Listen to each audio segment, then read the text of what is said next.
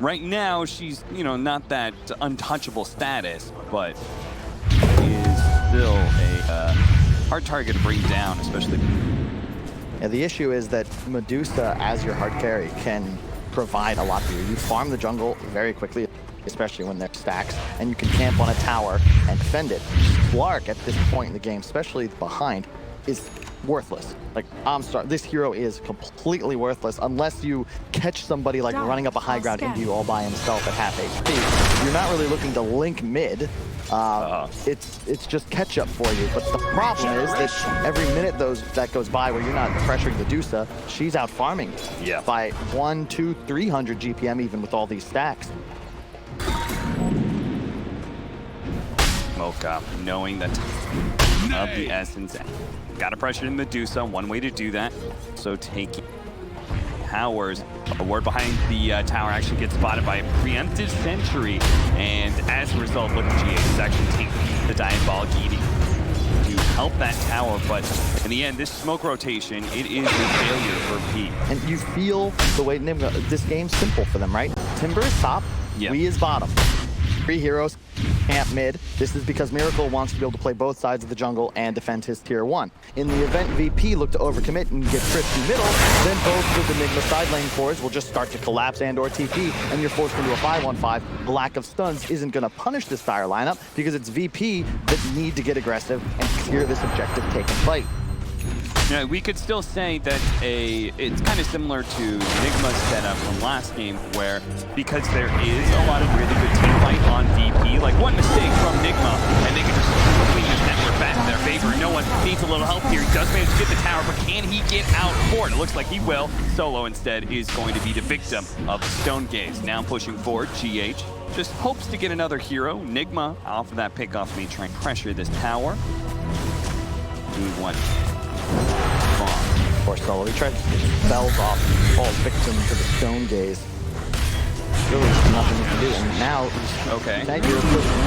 Fuel Scepter missed Fisher as a result, and no one is going to be able to get some damage onto mind control. They need to threaten this Timbersaw so they can't just assault this mid tower. And they are actually going to be able to bring in Solo, but it's going to be this Leshrac in trouble. If no one dies here, he's going to lose all his damage, and he does. Mind control able to finish him off, surviving with the assault. 2 dead, and Weehaw looks for a third, and Solo into the back line. So, okay, a little bit screwed up there. He could have had the kill. Now has to chase it down again. Will manage to find it. Yeah, and Slark's contribution to that engagement was killing an archer and half HP of the creep wave. He still can't actually enter the fray because of all the spread damage that can come out from these Nigma heroes. You can't do really anything. Well, I guess the courier helps and will cut away with their haste rune.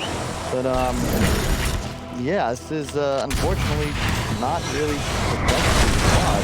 Well, for a little bit, but definitely like the House of Pain single there. Jump around. Yep. I don't know, no one. Very ambitious. Yeah. They're 3 levels behind. I mean, no, he doesn't have Stone Gaze, but just kill you by turning on you. Resolution is going to try to pop him with it. He's not there in time. It's not enough damage either. And now Virtus Pro on the run, because every single time they lose their Leshrac, there's just no damage left in the tank. Yeah, the thing is, we just don't... You know, the thing about damage is we talk a lot about how much DPS can a team or a hero deal, but it's also about how much can you withstand. Yeah. And the difference here is that let's pretend that the damage output is equal. Nigma have 3 times the EHP. If you look at their cores, consider how much armor the Timber's playing with, the health regen, the mana shield on Miracle. You know, there's just not really much you can do here as VP when you're this far behind. Your Slark is still not able to actually enter team fights. He's 4K almost behind the Medusa. And honestly, this one feels more one-sided than when VP actually GG'd out last game. We're just 15 minutes in, and they're just marching to the top lane. We don't need stuns. We're 5 heroes. Come fight us, guys. We'll leave you then. Well, Koopman, he's going to start off getting a little damage on the Weehawk. That link is broken, so they can play a little bit more aggressively here, especially with the Bean Script. The Stone Gaze is going to make sure it breaks at some point in time. Mind Control will be able to escape, and no one was stuck between the shop and the Fisher. He gets brought down. Now the damage is gone for Virtus Pro. Kuman's going to try and come back in. You can see he's poking at a Medusa. Will be able to turn some for mana, yes, but no real threat whatsoever. Nigma just keep marching forward. Mind Control even still looking for that kill on the Slark, while Resolution has a problem of his own. Weehawk tries to strike him. Actually, now turn around with a Fisher. Okay, activates BKB. That's going to be a charge used, maybe getting the kill on Science. In return, they will make a kill streak for Weehawk. Nigma win the fight and take a tier 1, possibly tier 2. The item is interesting, man. Like, you already have a pipe on MC. He just straight up rushed it with the Soul Ring. Leshrac, no one's first 4 ticks of ultimate are useless, plus the entire draft is going to take 10% less magic damage. There really isn't any physical speak of on You tell me they get this pick off, because it's been a great story for VP so far. They needed something like that. They needed a little light at the end of the tunnel. It's Mind Control. There's a shining beacon there. And you can see, like, I think we're very aware they're not going to be in a scenario where they're getting 3-man Fishered and Echo. The moment that drip pops, you know where the Bane's facing. The Miracle pops his ulti. Look at that. They're just catch anybody at this point in time, and they may have just caught Weehawk with BKB down. Fortunately, stop from GDH will cover the tracks. The Miracle's just not even looking to do anything here. There's no towers over there, guys. I just want to keep farming. I've got my Manta.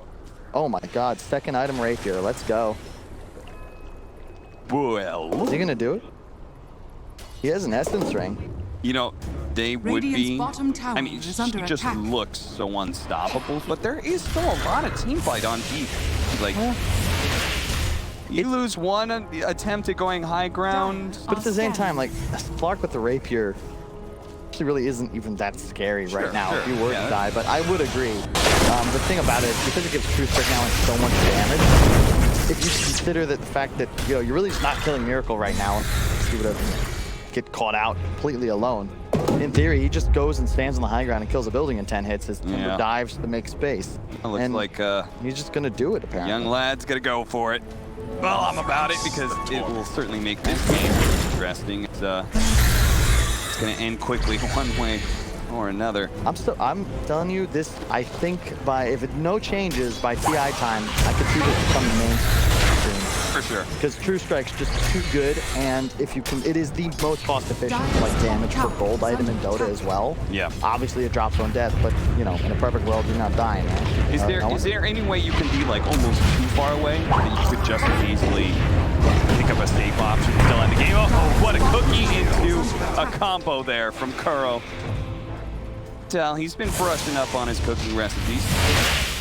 There's going to be a blink on the Shaker soon. They desperately need that on VP. Zayak is really their only hope at this point. He's the man that's going to be responsible for turning this one around. God, he can't afford to die here. He's so close to the blink dagger, but they know he's somewhere around here. Fortunately, right away, sneaking on out. Kuman has that defusal, but still, no real game impact whatsoever. Ah, yes. That Roshan kill will give him his Divine Rapier. And the Aegis. And you talk about looking to get things done quick, right? This is how you do it. And you get this Aegis, you are most likely going to just walk up a high ground, especially the Rapier. Virtus Pro, I feel like there was already a situation where they had to get a little creative with the game, but now even more so, where they can't even think about approaching this team fight. It just feels like from a strategic development standpoint, they've been focusing too much on individual hero matchups and not how these team concepts are actually going to play out against each other. Because you just don't have the ability to fight in the mid game. You cannot make real moves. And you can see the crowd go nuts. Like, you got something, a courier, baby. Maybe that's what it takes to get VP back into this. There's a chance. Yeah. An 8,000 net worth lead for Nigma right now. It's 14-4 at 20 minutes in. A big lead, but one item drops on the ground, and all things it's fixed up. It's fixed up, Cap. Miracle's got it, and he's gonna walk straight down bottom. Weehawk collects the free kill on the Shaker. No blink dagger for this engagement for Zayak, unless he finds time after that respawn. Oh, he purchased it just before he died. Oof, that would have been very bad. So okay, so then they have that. I don't know how they take a team fight, though, because they can't jump Miracle for obvious reasons. He's got an Aegis. You can't really jump the people around Miracle because he outputs too much damage. And you gotta, I think, just do something quirky here, like, I don't know, blade mail spam or something. No one cannot afford to buy bots. An item that provides no damage or HP as the enemy is literally walking at your base. Look at this game right now, Nick. This up some. I legit think they just might have to get flip thrown. push. They'll just literally kill the racks and go hit tier 3s, or tier 4s rather. Well, the tier 3's dropping in a hurry. The smoke tries to slow it down by nightmaring him. Giving up his life for what? A second? Maybe 2 of being able to redend it. And you said it, Kyle. They're going to go straight for the throne. That's exactly what Nigma's going to do here. They're already hitting tier 4s. They're saying, come back here, Beardus, bro. You have to fight us sometime.